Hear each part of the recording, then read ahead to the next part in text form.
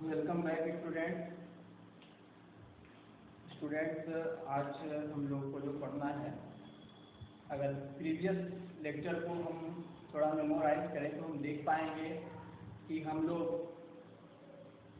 Cell organelles पढ़ रहे थे, जिसमें हम लोगों ने पढ़ लिया था एंडोप्लाज्मिक रेटिकुलम, फिर क्या पढ़ लिया था, गाल्गी अपैरेटस पढ़ लिया था, फिर क्या पढ़ लिया था, लाइसोसोम्स पढ़ लिया था। और हमने टोटल जो डिवाइड किया था वो 6 सेल ऑर्गेनेल्स लिया था, या देखा था कि 6 सेल ऑर्गेनेल्स मेन रूप से होते हैं। उसमें जो नेक्स्ट मुझे पढ़ना है 4th नंबर पे, वो आज है माइटोकॉन्ड्रिया। अगर माइटोकॉन्ड्रिया को आप लोग याद करें क्लास 8 में जो पढ़े हुए थे, तो आप देखेंगे कि माइटोकॉन्ड्रिया को powerhouse of the cell बोला जाता है, यानी सेल की एनर्जी वहीं पे रहती है, स्टोर होती है, बनती है, कह सकते हैं। इसके पास माइटोकॉन्ड्रिया के पास 2 मेम्ब्रान्स होते हैं जो कवरिंग होते हैं, यानी 2 मेम्ब्रान कवरिंग रहता है। माइटोकॉन्ड्रिया के ऊपर से 2 मेम्ब्रान, 2 लेयर रहते हैं। जैसे आप देख पाएंगे कि सेल में क्या होता है, एक सेल मेम्ब्रान होता है और फिर उसके बाद सेल वॉल होता है।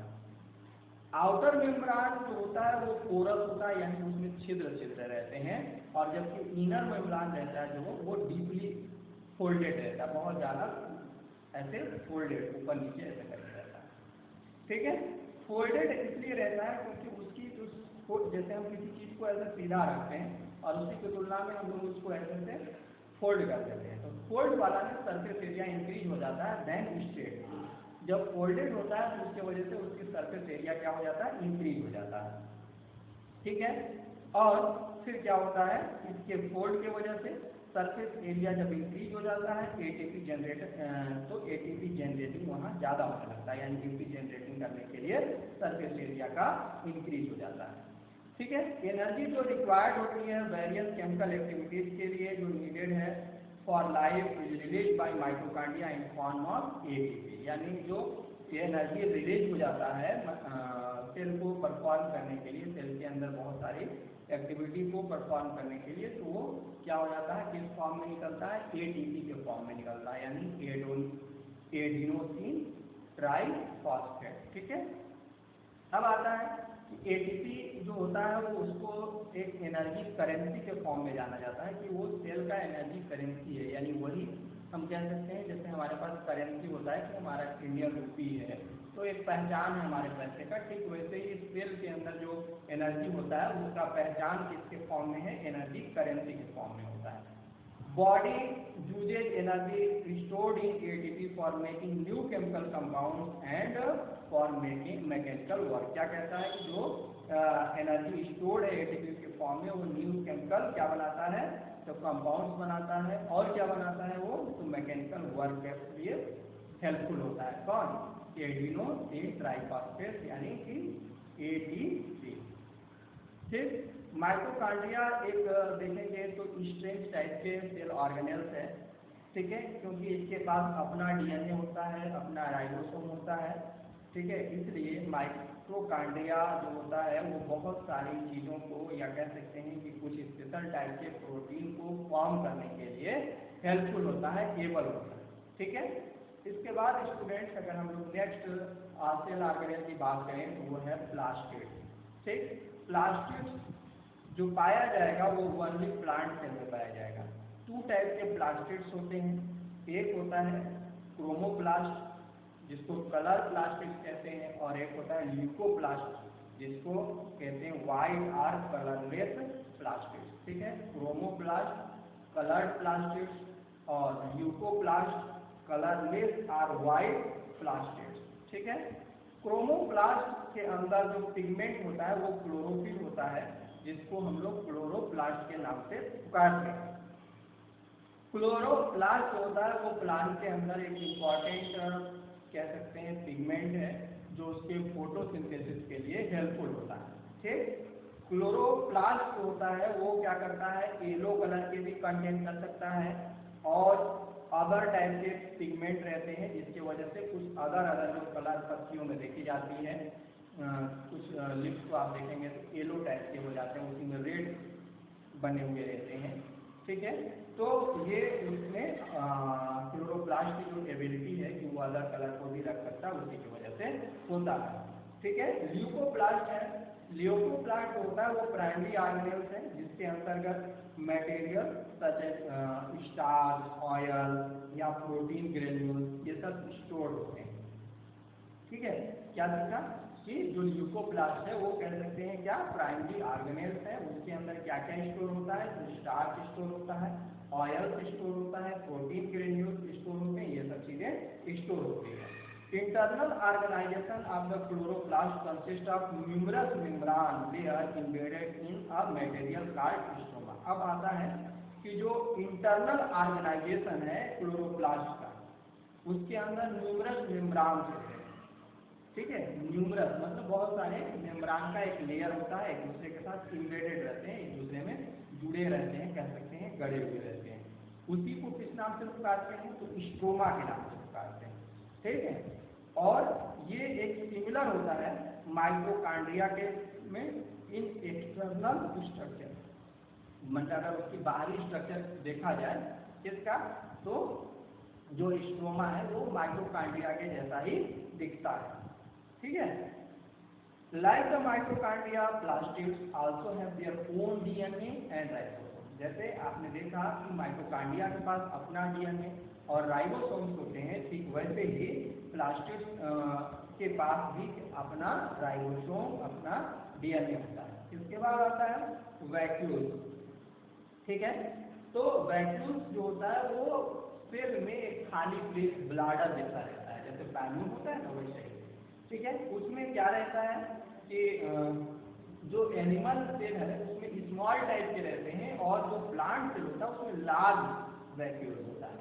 वैक्यूल्स में जो रहता है वो क्या होता है भाई, उसमें भरा हुआ, तो उसमें 50 से 90% जो होता है वो पूरे सेल का वॉल्यूम, मतलब कोई सेल जितना बड़ा है उसका 50 से 90% जो साइज कवर करता है वो वैक्यूल्स ही कवर करता है। ठीक है।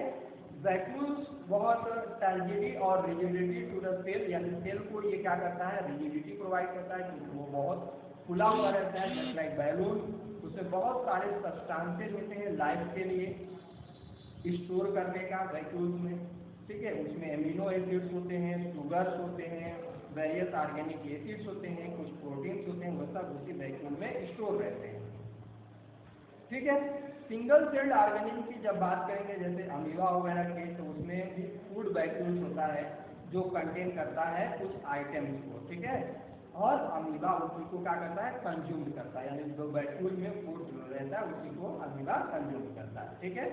कुछ से यूनिसेलुलर ऑर्गेनिज्म जो है, जो specialised vacuoles also play important role in expelling excess water and some waste from the cell. वो क्या कहा गया कि जो वैक्यूल्स होते हैं, तो कुछ जो सिंगल सेल यूनिसेलुलर ऑर्गेनिज्म है उनके अंदर कुछ स्पेशल टाइप के क्या होते हैं, वो वैक्यूल जो हैं वही उनका अंदर जो एक्सेस वाटर हो जाएगा या फिर जो भी वेस्ट आइटम होंगे वो वेस्ट आइटम को बाहर करने में हेल्पफुल होता है। ठीक है।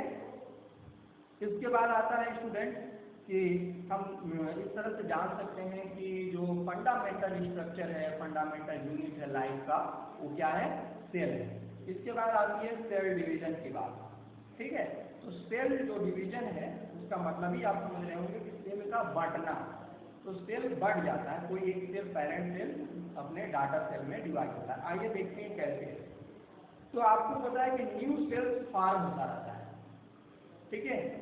In order to grow, replace मतलब बढ़ने में, ग्रो करने में, ओल्ड सेल को रिप्लेस करने में, डेड जो सेल है या इंजर्ड सेल है उनको रिप्लेस करने के लिए न्यू सेल का फॉर्मेशन होता रहता है।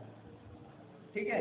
या फिर गैमेट जो फॉर्म होते हैं रिप्रोडक्शन के लिए, वहां पे भी सेल का डिवीजन देखा जाता है। ठीक है। तो इस तरह की जो प्रोसेस है जिसमें एक सेल अपने दो डॉटर सेल में डिवाइड हो जाते हैं उसको क्या कहते हैं, सेल डिवीजन कहते हैं। सेल डिवीजन दो टाइप से होता है, एक मिटोसिस होता है और एक मियोसिस होता है। ठीक है।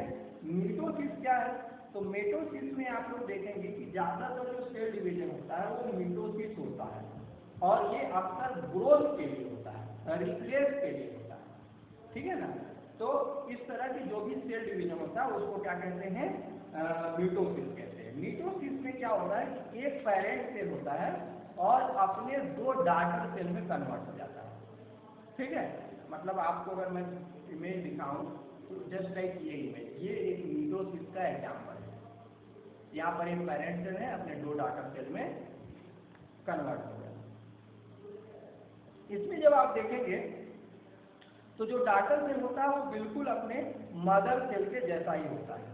उसके पास नंबर ऑफ क्रोमोसोम्स भी सेम होते हैं जितना उसके मदर के पास होता है। ठीक है, ये सेल जो होता है वो किसी भी कहते हैं सेल को ग्रोथ में, या सेल अगर कोई ओवर आउट हो जाता है, खराब हो जाता है, डेड हो जाता है, तो उसको रिप्लेस करने में ये हेल्पफुल होता है। ठीक है, इसके बाद आता है मियोसिस की बात। तो ये सेल जो होता है रिप्रोडक्टिव ऑर्गन्स में देखे जाते हैं इस तरह के सेल डिवीजन को, चाहे वो प्लांट हो या एनिमल हो।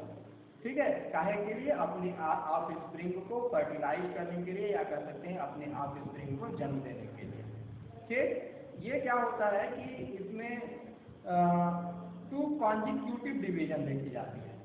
ठीक है, मतलब पहला आप देखेंगे एक सेल 2 में डिवाइड होगा और वही फिर क्या हो जाता है 2 में फिर से डिवाइड हो जाता है। इस तरह से 2 कॉन्जिक्यूटिव डिवीजन होता है, मतलब पहले एक डिवीजन सेकेंड डिवीजन हो जाता है। इसमें इसको हाफ डिवीजन के नाम से भी पुकारते हैं। ठीक है, क्यों हाफ डिवीजन के नाम से पुकारते हैं, क्योंकि जब आप देखेंगे कि इसके डिवीजन से जो सेल प्राप्त होता है उस सेल में जो डॉटर सेल है उस सेल में आप जब देखेंगे तो एक सेल में जब वो डिवाइड करेगा तो एक सेल में हाफ ही जो होगा क्रोमोसोम मिलता है देन मदर सेल, यानी मदर सेल में जितना क्रोमोसोम होगा उसका हाफ क्रोमोसोम अपने डॉटर सेल में जाता है, किसमें, मियोसिस में। यही मुख्य पहचान है। और मिटोसिस में आप देखते हैं कि टोटल क्रोमोसोम जाता है, तो इसीलिए इसको क्या कहते हैं, मियोसिस कहते हैं। आप देखें कि मिटोसिस ग्रोथ के लिए, रिप्लेस के लिए सेल डिवीजन होता है, लेकिन मियोसिस जो होता है वो क्या होता है, रिप्रोडक्टिव ऑर्गन्स के द्वारा, रिप्रोडक्टिव या गैमेट के द्वारा ये सेल डिवीजन होता है।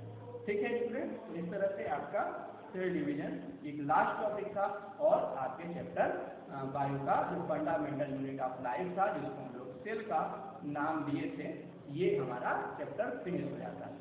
अब जाहिर सी बात है चैप्टर फिनिश होगा तो इसके बाद एक्सरसाइज आएंगे, एक्सरसाइज आपको करना है और आपको इसको एक्सरसाइज करके एक्सरसाइज का पिक आपको सेंड करना है। ठीक है ना, ओके।